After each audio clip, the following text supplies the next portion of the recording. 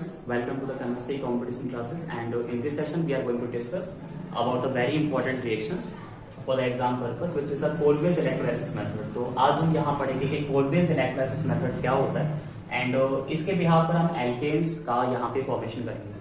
तो पहले तो समझते हैं कि Colbase का इलेक्ट्रोलाइसिस मेथड क्या होता है। तो हमें यहाँ पे चाहिए होता है carboxylic acids and carboxylic acid के रिएक्शंस हम बेस के साथ करते हैं, मेटालिक बेस या एल्कलीज होना चाहिए। तो हमें क्या होता है, कार्बोक्सिलिक एसिड का एल्कली सॉल्ट्स मिलता है। अगर उस एल्कली सॉल्ट्स में अगर हम इलेक्ट्रिसिटी को पास करते हैं with the help of electrodes, तो हमें क्या होता है कि एनोड और कैथोड पर डिफरेंट प्रोडक्ट्स मिलते हैं और जिसमें हमें एल्केन्स का यहाँ पे फॉर्मेशन होता है। तो let us be see with an example. तो यहाँ पे जैसा कि आपको पता है कि फॉर्मेशन ऑफ यहाँ पे एल्केन जो है, तो हम यहाँ पे क्या करेंगे, एक एग्जांपल यहाँ पे सपोज कर लेते हैं। फॉर एग्जांपल हमने यहाँ पे कार्बोक्सिलिक एसिड के रूप में हमने यहाँ पे इथेनोइक एसिड यहाँ पे लिया हुआ है, this is the ethanoic acid. तो हमने यहाँ पे लिया हुआ है इथेनोइक एसिड, यहाँ पे लिया हुआ which is a carboxylic acid.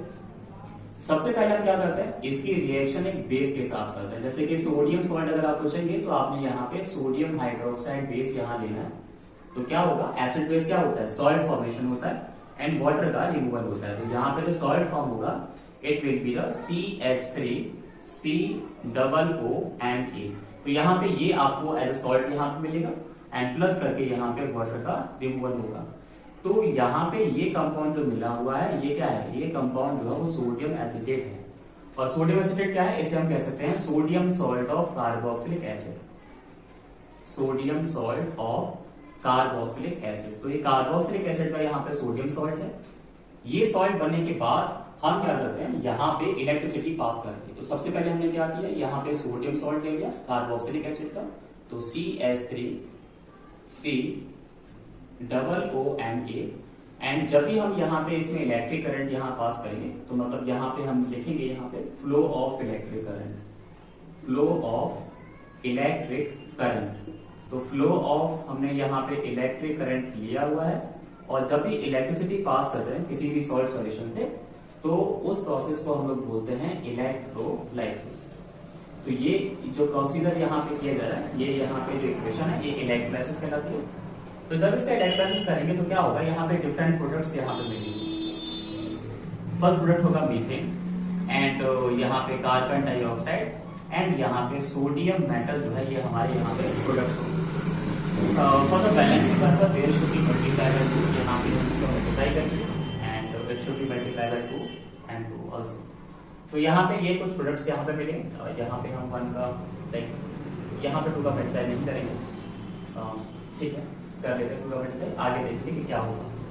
उसके बाद हम देखेंगे यहाँ पे कि ये रिएक्शन जो है कैसे प्रोसीड होती है। उससे पहले मैं आपको बता दूं कि यहाँ पे ये जो मीथेन गैस जो आपने यहाँ पे बनाई हुई है, मीथेन गैस और कार्बन डाइऑक्साइड गैस जो है वो यहाँ पे आपको एनोड इलेक्ट्रोड पर मिलती है और जो सोडियम जो मेटल यहाँ पे आपको डिपॉजिटेड होती है वो यहाँ पे आपको कैथोड इलेक्ट्रोड पर मिलती है।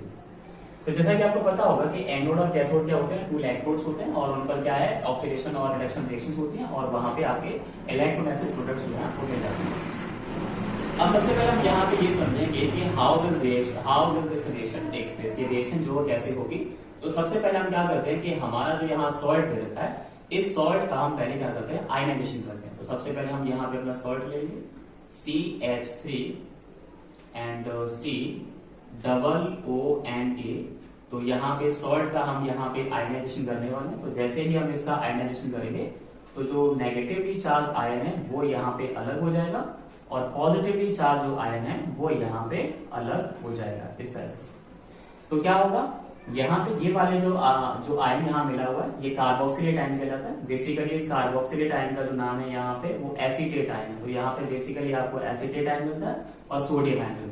तो हमने यहाँ पे क्या हुआ, सबसे पहले जो सॉल्ट हमें दे रखा था उस सॉल्ट का हमने यहाँ पे किया है आयनाइजेशन। और आयनाइजेशन का मतलब होता है कि आयंस में डिवाइड करना, किसी भी सॉल्ट को आयन में डिवाइड करना।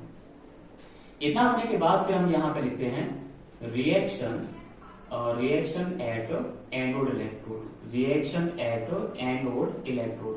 तो अब यहाँ पे एनोड इलेक्ट्रोड पर रिएक्शन यहाँ पे सीखेंगे, जबकि आपको ये पता होता है और पता होना चाहिए कि एनोड इलेक्ट्रोड जो है वो पॉजिटिव इलेक्ट्रोड है। तो एनोड इलेक्ट्रोड यहाँ पॉजिटिव इलेक्ट्रोड है और आपके पास जो एक्वस सॉल्यूशन है उसमें एक अनायन है और एक कैटायन है। तो पॉजिटिव इलेक्ट्रोड की तरफ क्या होगा, जो उसके अपोजिटली चार्ज आयन है वो यहाँ पे माइग्रेट होकर के उसकी तरफ यहाँ पे अट्रैक्ट होगा। तो एनोड इलेक्ट्रोड पर जो स्पीसीज यहाँ डिपॉजिट होगी वो यहाँ पे होगी CH3 और यहाँ पे C डबल बॉन्ड O और यहाँ पे O और नेगेटिव। आपको पता है कि जब भी किसी एटम पर नेगेटिव होता है तो वहां पे एक लोन पेयर ऑफ इलेक्ट्रॉन दिखाते हैं, जिसमें से एक जो इलेक्ट्रॉन होता है वो उस पर्टिकुलर एटम का ही होता है और एक इलेक्ट्रॉन जो है वो एक एक्स्ट्रा एटम होता है। जैसे कि यहाँ पे Na पॉजिटिव है तो Na का सोडियम मेटल का जो एक एक्स्ट्रा इलेक्ट्रॉन है वो इस समय यहाँ पे ऑक्सीजन पर है, इसी वजह से यहाँ पे नेगेटिव चार्ज यहाँ पे लगा हुआ है। तो अब एक चीज और आपको ध्यान रखनी होगी कि जो ऑक्सीडेशन और रिडक्शन जो होते हैं ना वो क्या होते हैं। तो अगर मैं बात करूं कि जो लॉस ऑफ इलेक्ट्रॉन जो होता है, लॉस ऑफ इलेक्ट्रॉन, तो लॉस ऑफ इलेक्ट्रॉन को हम लोग क्या बोलते हैं, ऑक्सीडेशन बोलते हैं। और गेन ऑफ इलेक्ट्रॉन जो होता है उसे हम लोग क्या बोलते हैं, उसे हम लोग बोलते हैं रिडक्शन। और ऑक्सीडेशन जो है वो कौन से इलेक्ट्रोड पर होता है, एनोड पर होता है। और रिडक्शन जो होता है वो कौन से इलेक्ट्रोड पर होता है, वो होता है कैथोड पर होता है। तो जैसा कि आपको पता है कि यहाँ पे हम रिएक्शन पढ़ रहे हैं किस इलेक्ट्रोड की, एनोड इलेक्ट्रोड की रिएक्शन यहाँ पे पढ़ रहे हैं। तो क्या होगा, ऑब्वियसली यहाँ पे ऑक्सीडेशन रिएक्शन होगी। तो यहाँ पे हमने लिखा हुआ है ऑक्सीडेशन, और ऑक्सीडेशन में क्या होता है, लॉस ऑफ इलेक्ट्रॉन, यानी कि इलेक्ट्रॉन को लॉस किया जाता है। और कौन से इलेक्ट्रॉन को लॉस करते हैं, जो एक्स्ट्रा होते हैं। तो आपको पता है कि ऑक्सीजन पर यहाँ पे अभी एक इलेक्ट्रॉन जो एक्स्ट्रा है, तो इस एक्स्ट्रा इलेक्ट्रॉन को यहाँ पे लॉस कर लेते हैं। तो लॉस करने पर बेसिकली यहाँ पे आपको क्या मिलेगा, CH3, यहाँ पे C double bond O and यहाँ पे एक सिंगल इलेक्ट्रॉन यहाँ पे आपको मिलेगा, यहाँ पे इस तरह से, एंड प्लस करके यहाँ पे आपको जो एक एक्स्ट्रा इलेक्ट्रॉन था उसे हमने यहाँ पे लॉस कर दिया। इतना करने के बाद अगर हम चाहें तो यहाँ पे 2 का मल्टीप्लाई कर सकते हैं, यहाँ 2 का मल्टीप्लाई करेंगे और यहाँ पे 2 का मल्टीप्लाई करेंगे। तो आप देखो अब ऑक्सीजन का जो नेगेटिव जो चार्ज था उस नेगेटिव को हमने यहाँ पे रिलीज कर दिया, और ऑक्सीजन के पास उसका जो ओन इलेक्ट्रॉन है, इसका जो खुद का इलेक्ट्रॉन है वो अभी भी यहाँ पे है, प्रेजेंट है। और इस तरह की जो स्पीसीज होती है जिसमें उसका एक सिंगल इलेक्ट्रॉन होता है तो उसे क्या बोलते हैं, उसे बोलते हैं फ्री रेडिकल्स। ये एनोड इलेक्ट्रोड है और एनोड इलेक्ट्रोड पे क्या होता है, ऑक्सीडेशन, और तो यहाँ पे ऑक्सीडेशन करेंगे। तो हमने यहाँ पे एनोड इलेक्ट्रोड पॉजिटिव था और यहाँ पे जो नेगेटिवली चार्ज स्पीसीज है उसे हम यहाँ पे लेके आए हैं, जिसके पास यहाँ पे एक एक्स्ट्रा इलेक्ट्रॉन है। तो यहाँ पे एनोड इलेक्ट्रोड पर क्या होगा, यहाँ होगा ऑक्सीडेशन, और ऑक्सीडेशन का मतलब क्या होता है, लॉस ऑफ इलेक्ट्रॉन।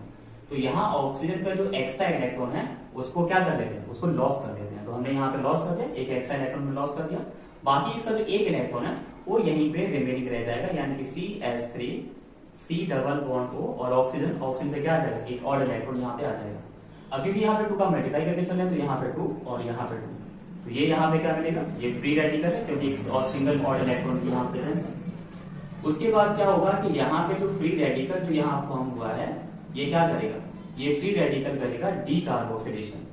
तो यहाँ पे डी कार्बोक्सिलेशन का मीन्स होता है, क्या होता है, रिमूवल ऑफ CO2 मॉलिक्यूल। तो यहाँ पे CO2 गैस का रिमूवल होगा, यानी कि यहाँ से बॉन्ड ब्रेक डाउन होगा, तो CO2 मॉलिक्यूल यहाँ से रिमूव हो जाएगा, और जो ये ऑड इलेक्ट्रॉन है वो मिथाइल ग्रुप पर, यानी मिथाइल एटम पर यहाँ पे ट्रांसफर हो जाएगा। तो यहाँ पे CH3 और कार्बन पर क्या आ जाएगा, एक फ्री रेडिकल यानी कि ऑड इलेक्ट्रॉन की प्रेजेंस आ जाएगी।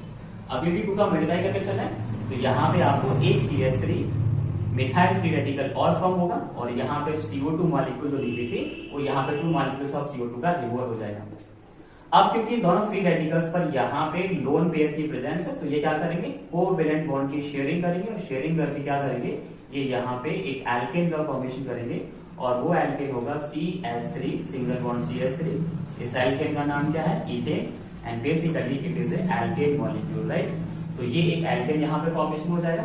उसके बाद हम बात करेंगे रिएक्शन एट कैथोड इलेक्ट्रोड की बात करेंगे, reaction at cathode electrode, right.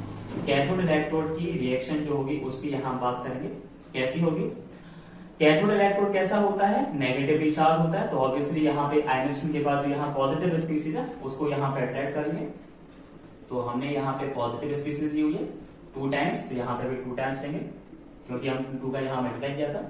तो अब ये क्या करेगी, यहाँ पे एनोड इलेक्ट्रोड पर जो इलेक्ट्रॉन यहाँ पे जो लॉस किए जाते हैं उन इलेक्ट्रॉन को यहाँ पे गेन कर लेते हैं, तो 2e नेगेटिव।